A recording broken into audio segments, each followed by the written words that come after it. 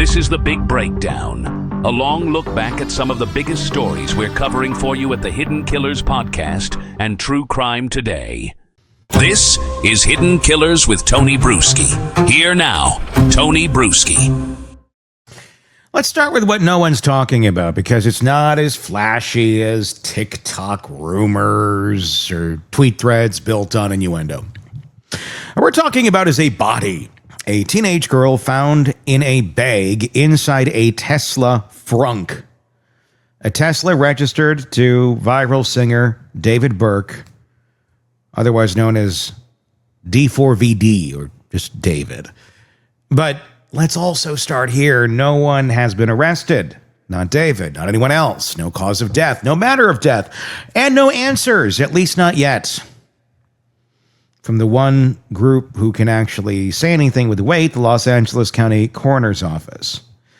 Until they talk, we are swimming in a pool of unknowns. Some of them kind of dangerous.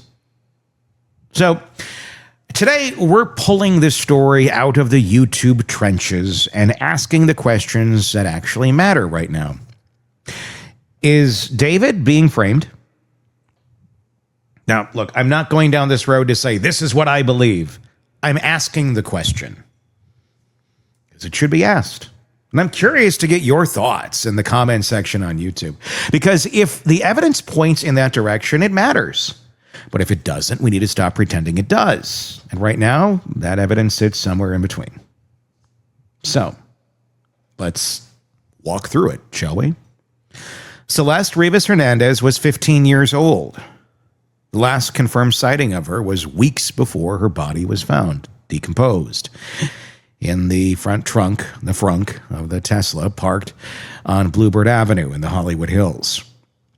That car, registered to Burke, had been sitting there long enough to be ticketed on August 27th, and then again cited on September 3rd, and it was eventually towed to a nearby tow yard on September 5th. No one opened that car until September 8th, when a tow yard employee noticed a foul odor and called it in. And the police showed up. They opened the frunk, and what they found changed everything. That discovery launched an investigation into not only how Celeste died, but how and why her body ended up in that car. The assumption early on was that, well, if a body's in your car, you must know something, right? Or did something, or are hiding something. But what if that assumption is just wrong? And here's where things get murky. According to police, they're still not sure when she died, how she died, or who put her there. The autopsy was listed as deferred, meaning they're still waiting on more forensic results, possibly toxology, possibly trauma review, possibly both. There's no public indication of external injuries, no official statement about cause or manner of death as of now, and that silence is loud. Because in the absence of facts, people tend to make their own. It's not something I'm saying is right or okay or great, but it's reality. The internet's been on fire with it. Theories, conspiracies, talks of matching tattoos, fan fiction as evidence. Some claim she was dismembered. Others say she was trafficked. None of that has been confirmed. Not by the LAPD, not by the coroner, and certainly not in any court. Here's what's actually confirmed. Celeste had been reported missing multiple times in 2024, February, March, and April. According to family, there were sightings. There was even doorbell cam footage at one point showing her outside a home late at night, seemingly trying to get in. Whether that home was hers or someone else's isn't entirely clear. What is clear is that she had a history of going missing and returning. So the timeline of her movements in the final weeks of her life is already a little bit complicated. We also know LAPD served a search warrant on a Hollywood Hills home tied to David. They seized electronics, including a computer. What they found or didn't is sealed. No arrests have followed, no charges. That alone, that happened a little while ago, is telling. Law enforcement does not sit on slam dunk cases. If they had a smoking gun, they'd be in court, not still combing timelines. But now we got something new. A twist. Not in Los Angeles, but nearly 1,500 miles away in Hempstead, Texas, where David's parents live. It's where things get really strange. Just days after Celeste's body was found in the Tesla, Texas police showed up at the Burke family home, guns drawn. Someone had called 911 and reported gunfire, a scream, possibly a dead body. A dispatcher answered, and the person on the other end, they were not using their real voice. In the 911 audio, which has since been released, you hear a voice that sounds robotic. It's through a filter. Stilted process, like it's running as a robot. Forensic audio analyst Jennifer Owen broke it down for Law and Crime Sidebar podcast and confirmed what many had suspected. This caller was using a voice changer. Not hard to get. It's not speculation. That's forensic pattern recognition. Irregular harmonics, robotic cadence, it's there. It's a distorted pitch.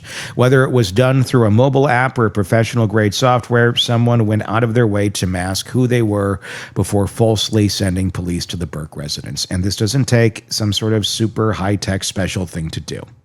It takes about $10 if you want to buy one online. Or less if you just want to find an app or a program that'll do it for you. And a remote amount of knowledge of how to use it, which that would be 90-some% of the general population. It's not just a prank, that's a crime. It's called swatting.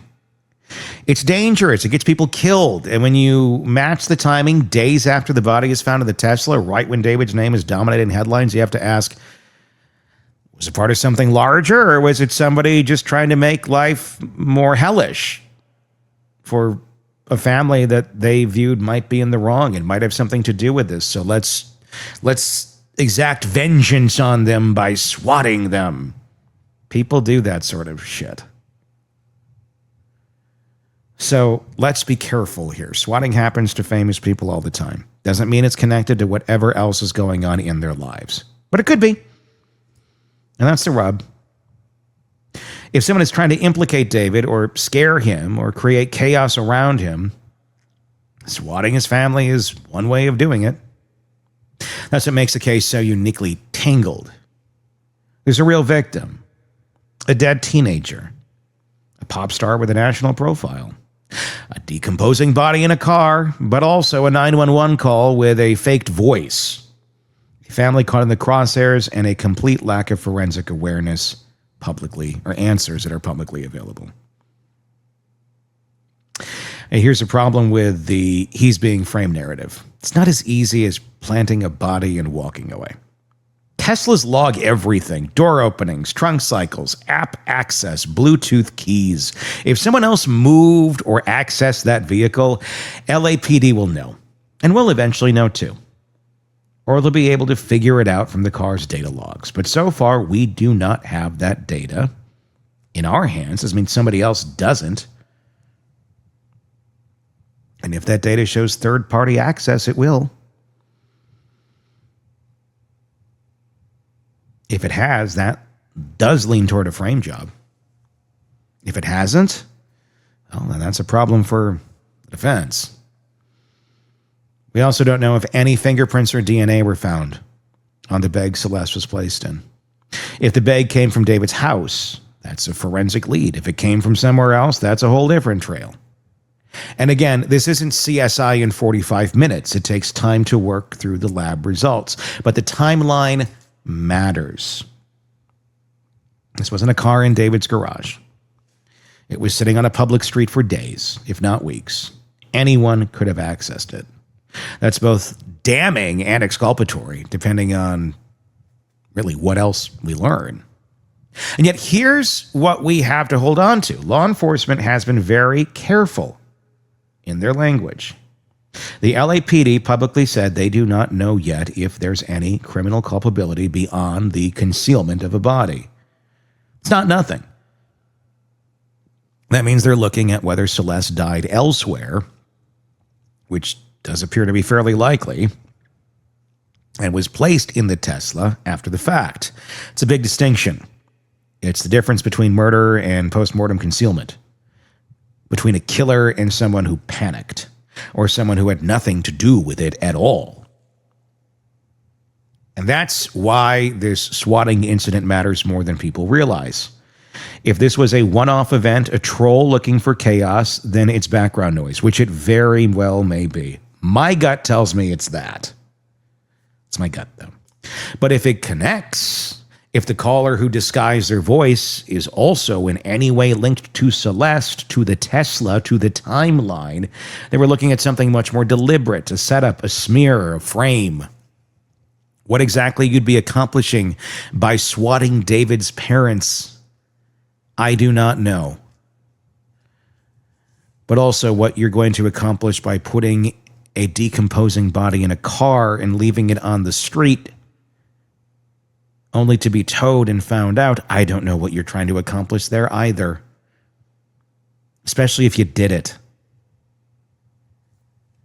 If you didn't do it, and somebody put that body in your car, that's framing. So it's either really stupid or framing. We are living in a moment where perception races ahead of process. The internet is 3 steps into conspiracy while the coroner is still running the talk screen. And that creates a dangerous gap for David, for Celeste's family, most importantly for the truth. Here's what we do know. A 15-year-old girl is dead. A grieving family buried her on October 6th at Queen of Heaven Cemetery in Rowland Heights. David Burke is not in custody. There is no cause of death, no manner. No one has been charged with anything related to her death as of this recording. But we also know someone tried to trigger a deadly police encounter at his parents' home. Used a fake voice, lied about a crime, and vanished. Side story? Or is it part of this? Because whether David Burke is a killer or a scapegoat or someone caught in a series of unthinkable circumstances, one thing is crystal clear. Someone out there doesn't want the truth. They want chaos. They want fear. And if we chase every shadow without waiting for science, we're helping them win. Let the coroner speak. Let the logs be pulled. Let the forensic walk us back to the moment this girl died. Not the moment the internet decided someone must be guilty. Because until the facts show otherwise, we have to hold the line between questions and accusations. That line, that's where justice lives. Tell me your thoughts in the comment section on YouTube. Just search Hidden Killers with Tony Bruschi if you're not already there. So many questions in this case. The more I've been digging into it, at least I don't go into a case going, you're guilty or you're innocent. I want to see where the evidence is going to take us here. And where I'm sitting right now is kind of squarely in the middle. I don't know. I don't think anybody can really truly know. Is this music macabre? Is it dark? Yeah, so is a lot of music. And they don't have bodies hidden in their trunks. And it doesn't mean David knew someone put a body in his trunk if someone put a body in his trunk. I have worked in the music industry for pretty much my entire life. In radio. And I can tell you, it's a shady-ass place. And artists, behind the scenes, they have groupies. They have people who do their bidding.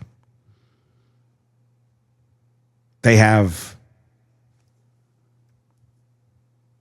droves and droves of people who just want to be close to them. Want to say they know them. Want to basically take their fame and step onto their pedestal because it makes them feel bigger than they are. And they're willing to do pretty much anything for that celebrity to which they are in the graces of.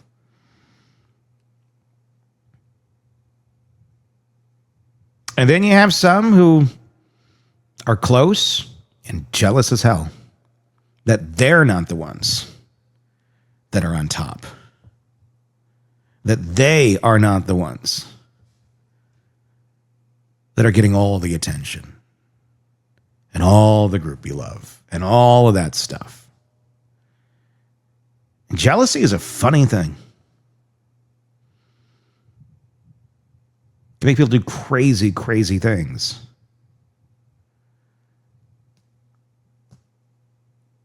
And I'm just saying, it's not a crazy world to think. He's out on tour. He's got his groupies back home, his friends, his homie, whatever the hell you want to call it. Something happens. She's friends with other people. Ends up being friends with the wrong one that's extremely jealous. Something happens. Well, I'm going to take David down. He doesn't deserve all of this. I'm going to do this and frame him. No one will ever know. I don't know. Stupid. You're going to get caught. The car is going to tell everything. But it is something people do when they're jealous. Build them up, tear them down. It's what people do in this country. It's sick. But it's how a lot of people operate. Is that what happened here? I don't know the answer to that. You don't know the answer to that, but I am interested in hearing your opinion. It's kind of where I'm at right now. Or you're just totally stupid, young, and dumb, as most people are at 20. I don't care how prolific your music is, what you've experienced, blah, blah, blah, blah, blah, blah, blah. You only have so much life experience at 20. You may not be aware that they chalk the street for tires. And if those tires haven't moved in a while, you're going to get towed. I don't know that. Well, I did know that at 20, but I know a lot of people who didn't know that at 20. And if you think, well, just leave it in here, it's outside, no one's going to notice. It's a lot of dumb choices that can be made. Not to mention your prefrontal cortex isn't done developing for another 6 years. So there's that too. A lot at play. Again, tell me your thoughts in the comments section. Love to hear it. And be sure to press subscribe wherever you're listening or watching our podcast. We do greatly appreciate it. I'm Tony Bruschi. We'll talk again real soon. Want more on this case and others? Then press subscribe now and don't miss a moment of true crime coverage from Tony Bruschi and the Hidden Killers podcast. This is Hidden Killers Live with Tony Bruschi, Stacey Cole, and Todd Michaels. Let's move over to the David case, cutting through a lot of the noise over there. 15-year-old found on September 8th in the frunk of the impounded Tesla owned by artist David. The cause and manner still pending. Electronics seized in the property of David. There's still a lot of questions, a lot of rumor, a lot of not knowing really any information other than they found a woman who was friends with David at some point in time in a frunk of a car. And that's what we know. That's pretty much, the end and the end all be all at this moment in time. So many weeks in, Jennifer Coffendaff, a retired FBI special agent. Why is it? Why are we so far into this in terms of time and there is no arrest? What does that tell you about what's going on behind the scenes? Well, this is the biggest problem. They have to get a forensic anthropologist to explain how in the world she's deceased. And that's the problem. Uh-huh. Was it a homicide?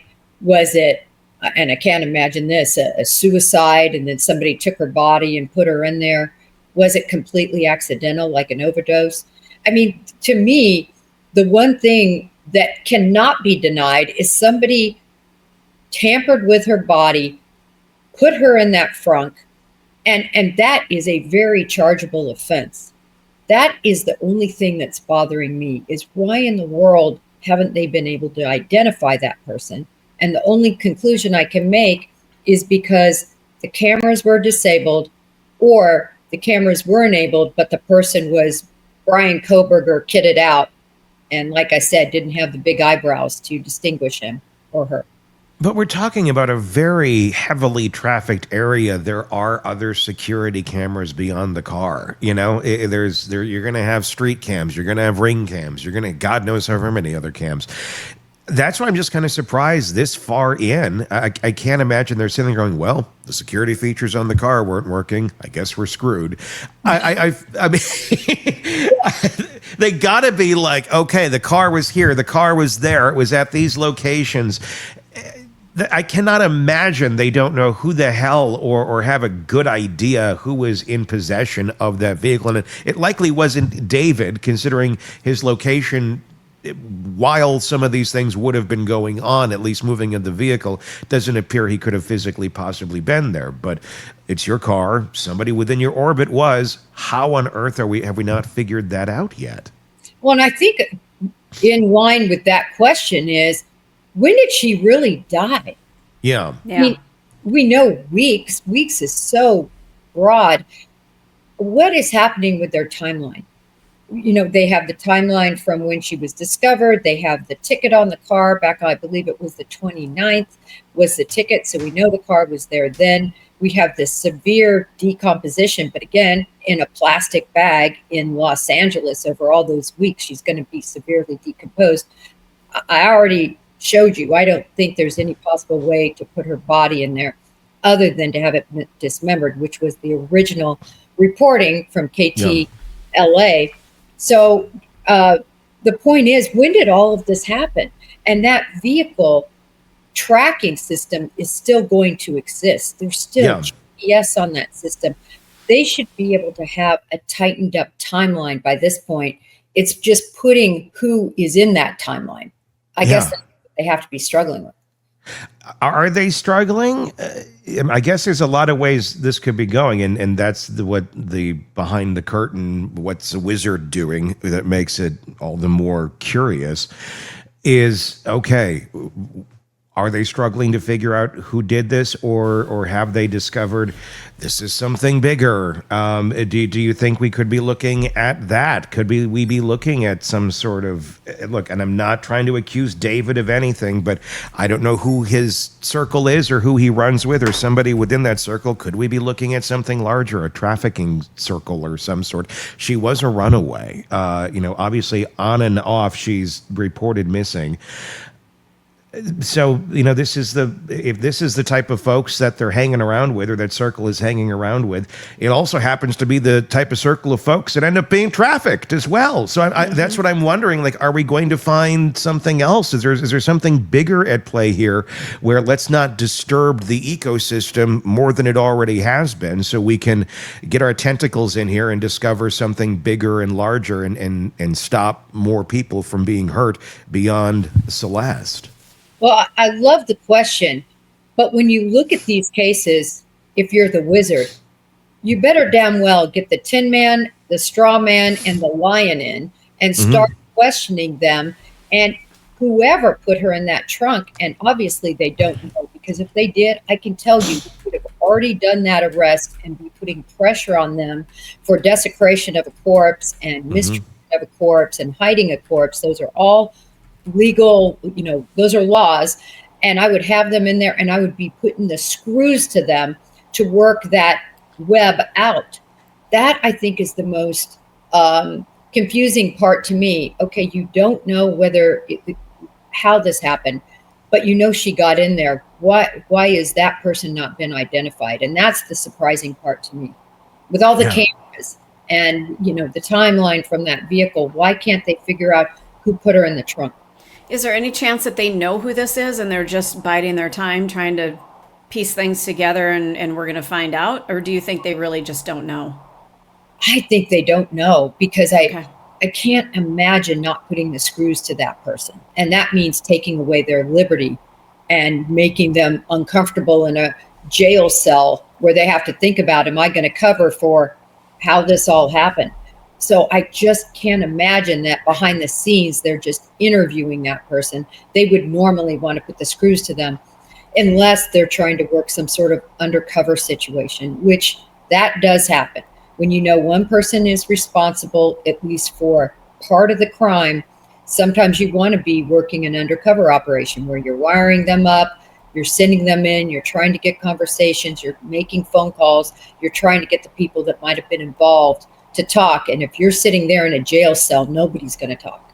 So that's about the only alternative scenario, other than they don't know, right? It's either they know and they're doing this alternative possibility, or they just don't know.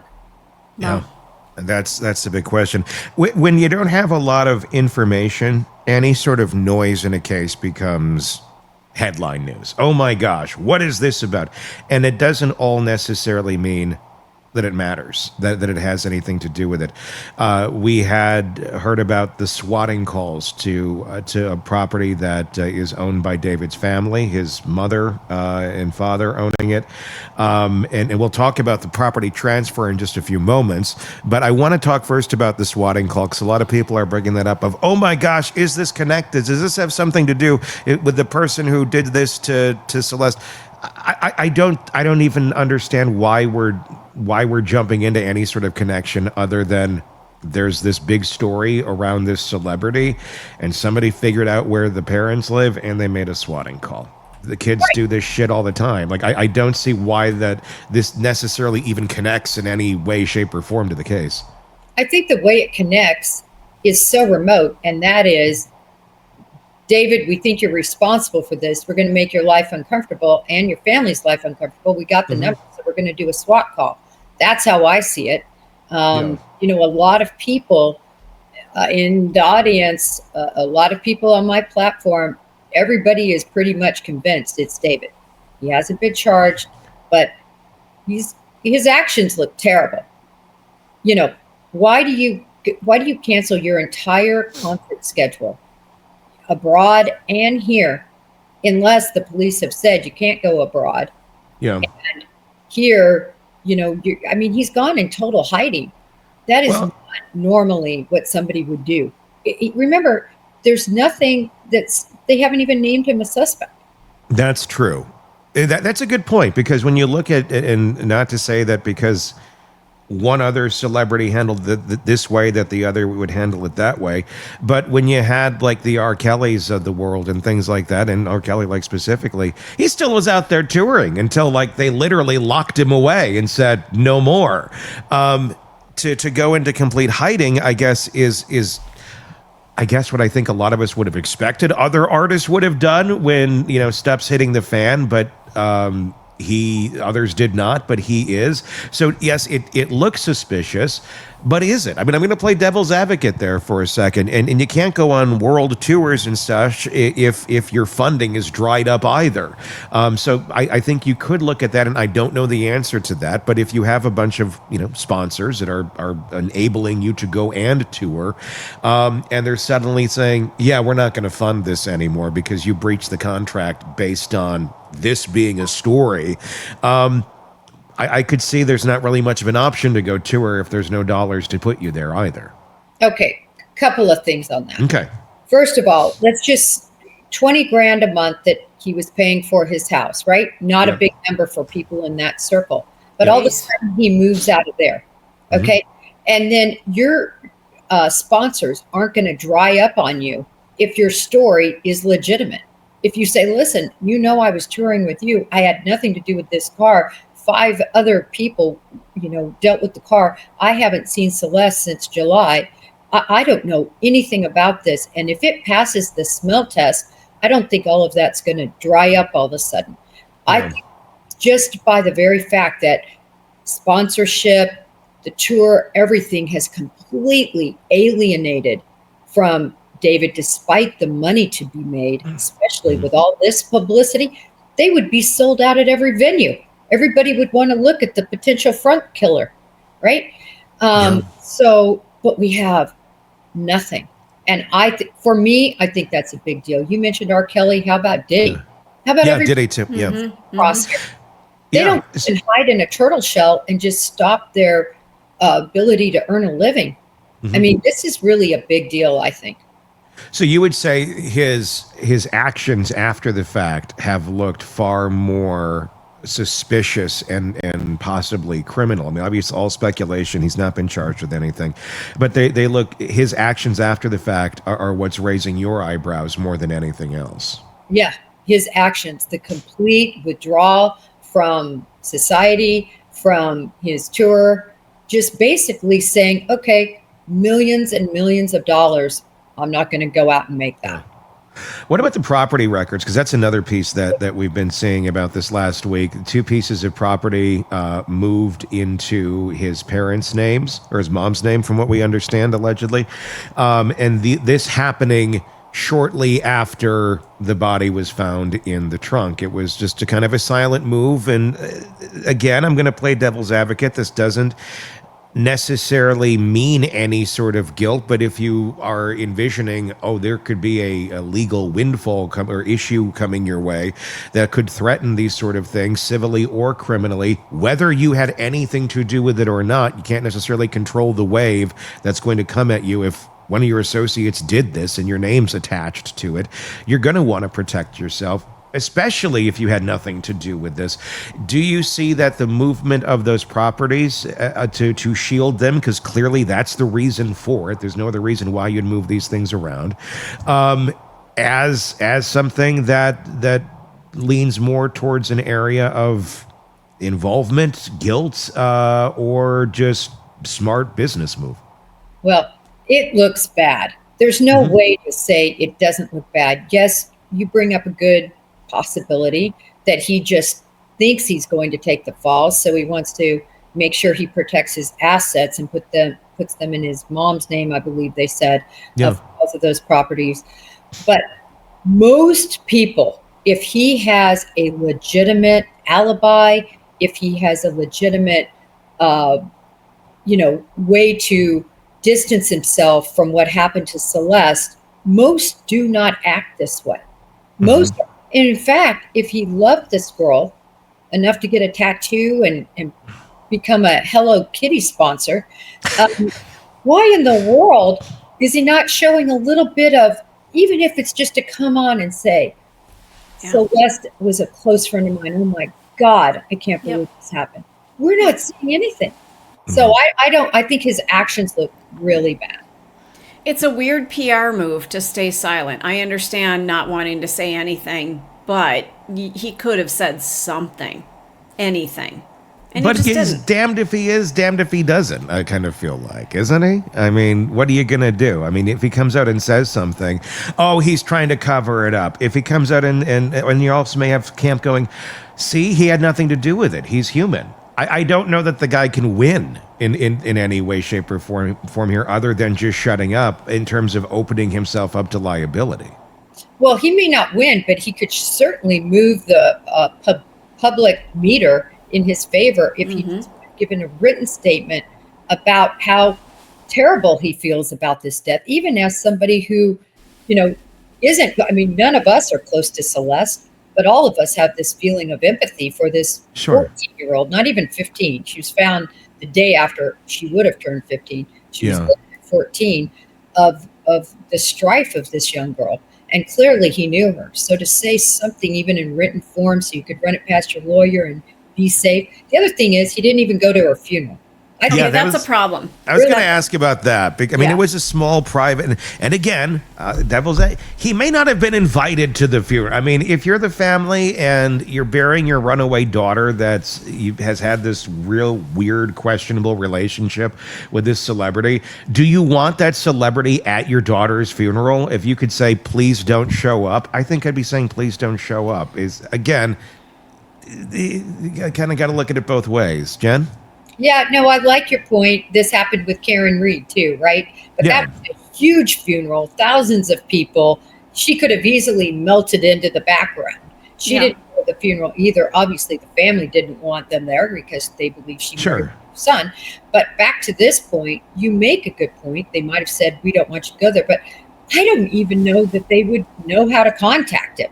I mean, the bottom line is, I think it's just optics. You want to get the public on your side. He's done nothing to get the public on his side. Are you surprised? I mean, because it's oftentimes it's not like when a celebrity's in a situation, they suddenly are gifted the wisdom from above as to how to handle this. They have PR people, and that happens because they have money, because they have record labels, because they have things that are behind them that have a vested interest in this person not spinning out into oblivion and taking their cash cow with them. I'm wondering what the hell's going on here. There's been some pretty bad PR people over the years too. I mean, Cosby's had some horrible ones. There's been some Diddy's had some horrible ones where it's like, wow, do you work like next to the Rent-A-Center, over in the mini mall? Is that where your PR firm is? But there's usually something. Here, there's nothing. At least not very public facing compared to what we've seen with other celebrities in other very questionable situations. Yeah, I'm really curious as to how much power he has with his PR people. In other words, that a lot of the people behind the scenes, the public figure, they have a lot of power. They're really running the show and they're not listening. So is he listening to his PR people? Yeah. Does he have I guess that's PR a good people? question. Well, he does. We know he has PR people because his PR representative came out and said right after she was found, my client is fully cooperating with authorities. Okay. We have that statement, but we also have that statement that just came out from LAPD, the detective on the case, where he said, I can neither confirm nor deny that he's cooperating with authorities. What does that mean to you when you hear that? What does that say? That means he's not. When they are, you say they are. Oh. Okay. That's well, then why would they be so vague about that? Why would they say it that way? They say it that way for a couple reasons. First of all, if he's done anything at all, made contact, had an attorney make contact, they don't want to say he's completely uncooperative. And some law enforcement authorities will just call it the way it is. He's not cooperating. But to me, this makes it seem like he's not cooperating, but they're holding out for a change. That's how I see it. Okay. Interesting. Wonder how long you wait to hold that out to see what's going to happen here with a change, if there's ever to be anything. At some point, he owns if this guy wasn't David the artist, if he's David who works down the road at the Citgo, and his main job during the day is changing out the Slurpee machine, and they found a body in the trunk of his car, would we be sitting here all these weeks later with nothing going on with that individual? Or are they handling this a lot more cautiously because there's celebrity involved? Because if you screw this up, if you really destroy his name by going too hard, too quick, and he really didn't have anything to do with it, you open your ass up for a huge lawsuit as well. Well, and I think it's definitely your points that you make, Tony, and then add to it some of the egg on the face we've seen lately. And again, Diddy is the perfect example. Yeah. Because once you charge, the clock is ticking, and these smart lawyers are starting to say, you know what, we might not be ready. We don't have the burden of proof. We're going to let the clock tick. We're not going to say we're going to give up our, liability in terms of the amount of time that you have to bring the case forward. And this is something new that we're just seeing now. Most of the time that is waived. Like in the case of the Idaho 4, they waived that right away. They said, listen, we don't care about our speedy trial. We're not at all ready. That's the stance they took. But you look at these other trials, what they're doing now is they're saying, you know what, we're ready. Bring it on. And the problem is, in a lot of cases, like I think with the Diddy, I don't think they were fully ready. This is such a game of chess, isn't it? I mean, there's so much strategy on the back end of this that I think the public just doesn't understand. It is. It's a lot of chess, and you only get one bite at the apple, as I've said before. And because this case is blown up in the media, anybody in true crime, and that's a newsie, has at least heard about this case, and they have to make sure that they don't get it wrong. They got to get it right the first time. Yeah. And that's what's so confusing about this case is everybody's jumping at anything and everything that they possibly can because they're desperate for a piece of this story. I mean, we're looking at it every day going, okay, well, what's new? And like some days there's just no angle to cover. So, you know, and if you need to do something, then people will dissect some angle or make it bigger than it actually is. But I think that's what's really important in this, is to look at every angle and go, okay, this is a mountain, not a molehill, and vice versa. Because you could, I guess some could pitch it either way. And if you're looking for answers, one could interpret everything as being mountains when they're truly not. And then that gets in the way of just getting to justice and figuring out what actually took place. It's fascinating. We'll see where this goes. Do you feel like we're any closer, like we're going to be seeing an arrest or a charge or something sometime soon against someone? I think right now all the cards are on the table of that forensic anthropologist. There is so much to go through for them to figure out what happened, because apparently we don't have a gunshot wound. So we can just, that is out, in my opinion. That's out. Yeah. As if that were the situation, and anything to do with blunt force trauma is going to be masked in some way by all of the, the degradation of the body. So now they've got to figure out what substances are in here. And unfortunately, those aren't overnight. And even though this is an important case in the public side, listen, they have 50 more cases that were likely ahead of this case. Yeah. Because as you said, the Sitco worker that, was involved possibly in murder, they've got all those Sitco cases too that we never hear about. Yeah. It's still waiting in line. You don't get the fast pass just because you're a celebrity in something like this. It's going to be fascinating to continue to watch. Jennifer Coffindaffer, retired FBI special agent. As always, thank you for coming on and giving your insight into this one. Break the Case is Jen's podcast. You can get it wherever you get podcasts. Just search Break the Case with Jennifer Coffindaffer on YouTube, or like I said, wherever podcasts are available.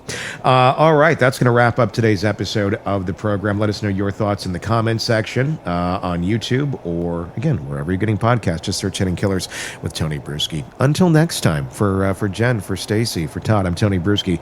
We'll talk again real soon. Want more on this case and others? Then press subscribe now and don't miss a moment of true crime coverage from Tony Bruschi and the Hidden Killers podcast.